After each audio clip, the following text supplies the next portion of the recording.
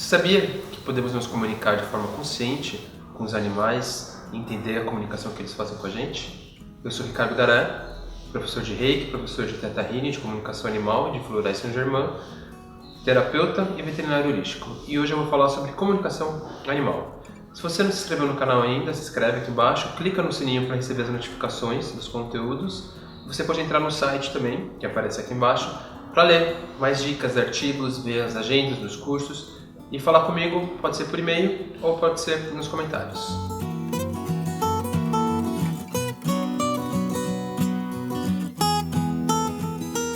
Se você tem um cão ou gato em casa, já percebeu que eles têm um processo emocional, eles podem ficar tristes, irritados, alguns têm carência, ansiedade de separação, eles acham que você não vai mais voltar e às vezes destrói tudo, fica triste.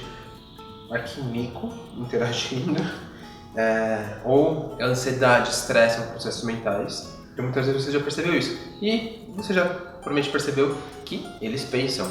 Então a ciência já está mudando e entendendo o que eles pensam. Porém, o como eles pensam, como eles são conscientes.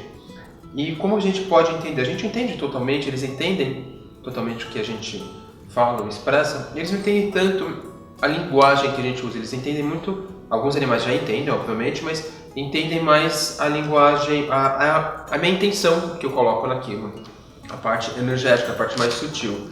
Porém, há uma forma da gente se comunicar, que é chamada de comunicação intuitiva, comunicação animal, onde a gente se comunica diretamente com esse animal. Eu uso a comunicação através do que a gente chama de eu superior, ou poderia ser às vezes é falado do eu espiritual, mas é o eu superior. Então, o que a gente percebe numa comunicação é todo animal, seja humano, cão, gato, existe uma consciência superior habitando aquele corpo. Ele decidiu, por algum motivo, habitar numa existência de um gato, como está o Nico agora, de um cachorro, de um humano, de um animal humano.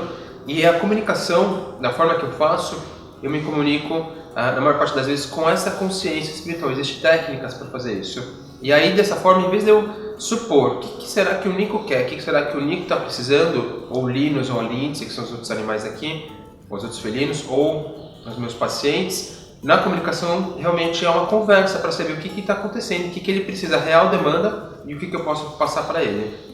Então, através dessa técnica, eu sei exatamente o que ele precisa e passo para o tutor. É muito comum e é muito interessante eu perguntar se quer passar alguma informação para o tutor, alguma mensagem, e eles passam situações que eu não teria acesso. Então, muitas vezes são imagens que a gente percebe.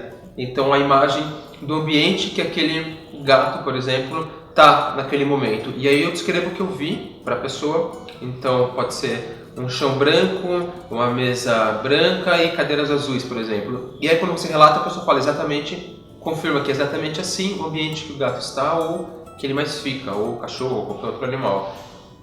Ou situações como, por exemplo, eles relatam que eles estão em desequilíbrio porque eles estão ajudando no equilíbrio do tutor que está passando por determinada, e aí ele cita a situação. E aí são situações que eu não sabia. Quando eu passo isso para o tutor, ele fala exatamente que era aquilo.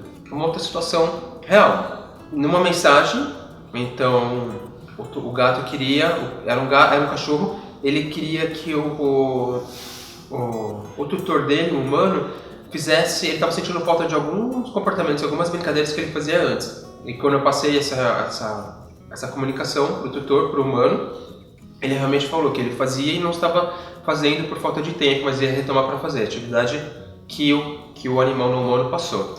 Outra situação real, mensagem para o tutor humano: voltar a fazer os hobbies que gostava, como andar de bicicleta, andar de skate, situações desse tipo de esporte. E a pessoa falou que realmente ela estava querendo voltar a fazer essas práticas. E mais uma mensagem para o membro da família, para ele ser mais leve, relaxar, não ser tão rígido nas opiniões, no dia a dia, no vivenciar dele. E realmente esse membro da família tinha essa postura. Então eles estão constantemente se comunicando com a gente. A questão é que técnica eu uso, como que eu faço para entender de forma consciente o que eles estão comunicando e como eu posso me comunicar de forma consciente com eles. Então existem técnicas para isso. Eu vou falar futuramente mais vídeos, eu vou trazer relatos de casos dos próprios tutores para vocês. Então acompanhe o canal que em breve terão relatos dos próprios tutores.